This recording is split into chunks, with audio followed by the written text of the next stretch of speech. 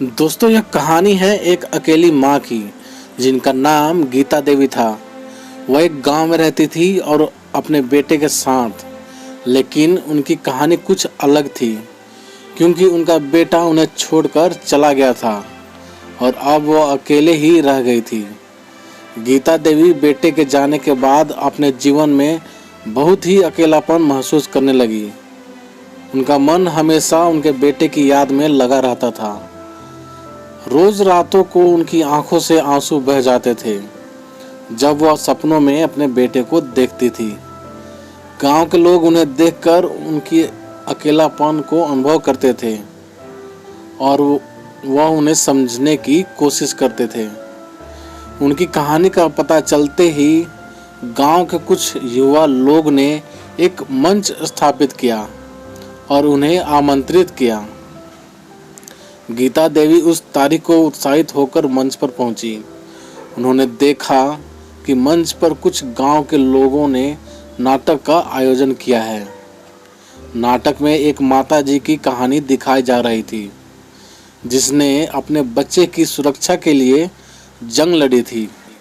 उनकी कहानी ने गीता देवी को गहराई से छू लिया और वह अपने अंदर की शक्ति को महसूस करने लगी और यकीन करने लगी कि एक माँ का प्यार किसी भी मुश्किल का सामना कर सकता है।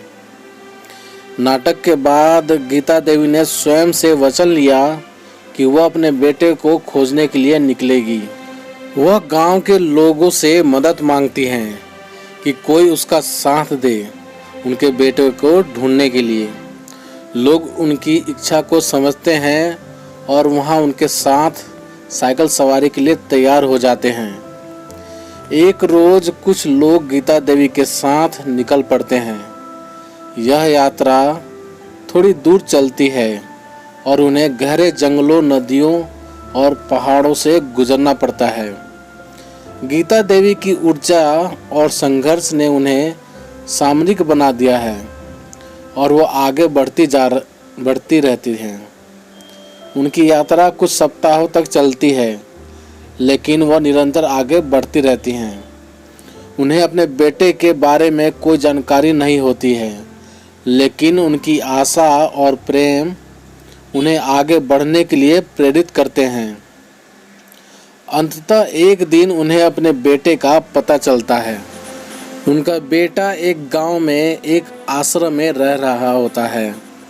उन्हें उस आश्रम में अपने बेटे के खोज का पता चलता है। जब गीता देवी अपने बेटे के सामने पहुंचती हैं तो दोनों माँ बेटे के बीच एक भारी आलिंगन होती है। गीता देवी बेटे को गले लगाती हैं और दोनों खूब रोते हैं। बेटे को देखकर गीता देवी की आंखों से आंसू बहने लगते हैं, जो अब खुशी के आंसू होते हैं। वह बच्चे के गोद में अपनी बाहों में उसे भरपूर प्यार देती हैं। इस समय उन्होंने महसूस किया कि उनका सब्र, त्याग और प्रेम उन्हें यहाँ तक लाने के लिए सही था। तो दोस्तों, आप सभी को ये कहानी कैसी लगी कमेंट करके हमें ज़रूर बताना। यदि कहानी आप सभी को अच्छी लगी हो तो लाइक करना, शेयर करना और हमारे चैनल पर नए हो तो चैनल को सब्सक्राइब भी ज़रूर कर लेना। तो चलिए दोस्तों, मिलते हैं आप सभी से एक और नई कहानी के साथ। तब तक के लिए नमस्कार।